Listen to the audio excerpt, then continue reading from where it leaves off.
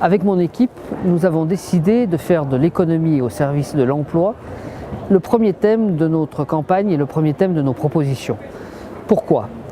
Parce que le revenu des habitants de la ville de Chambéry est aujourd'hui le revenu le plus bas après celui de Barbie dans l'agglomération.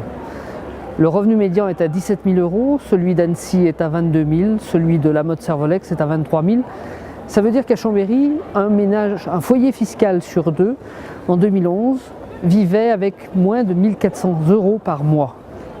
Faire de l'économie la priorité de l'action municipale est donc un devoir.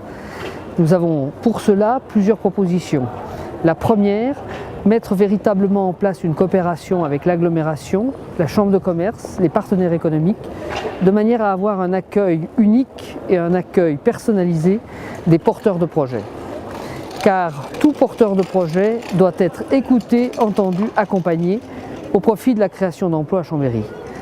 Notre deuxième proposition concerne la zone de Bissy. Cette zone, créée à la fin des années 60, a vieilli.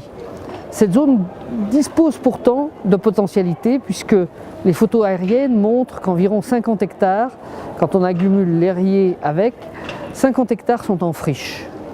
Nous voulons donc requalifier la zone de Bissy pour permettre à la fois d'accueillir des entreprises et de redonner un coup de dynamisme à cette zone d'activité chambérienne. Troisième proposition, les artisans qui interviennent chez vous, les plombiers, les électriciens, les peintres, nous font part de leurs difficultés à trouver et à garder des lieux de stockage, des ateliers sur le territoire de la ville de Chambéry.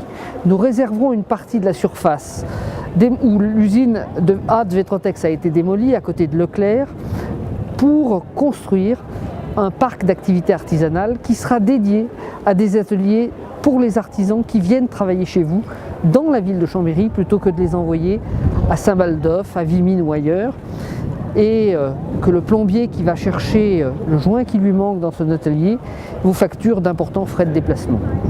Troisième proposition, nous voulons faire du patrimoine culturel un acteur, un élément d'une politique touristique.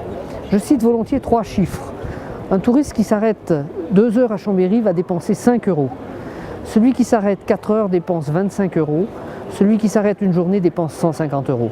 Eh bien, faisons le pari ensemble de faire arrêter les touristes 4 heures à Chambéry. Nous aurons déjà multiplié par 5 le chiffre d'affaires qu'ils laisseront dans la ville. Or, ce chiffre d'affaires, ça veut aussi dire de l'emploi à la clé, et pas forcément de l'emploi très qualifié. C'est un type d'emploi dont nous avons aussi besoin pour une partie de la population chambérienne.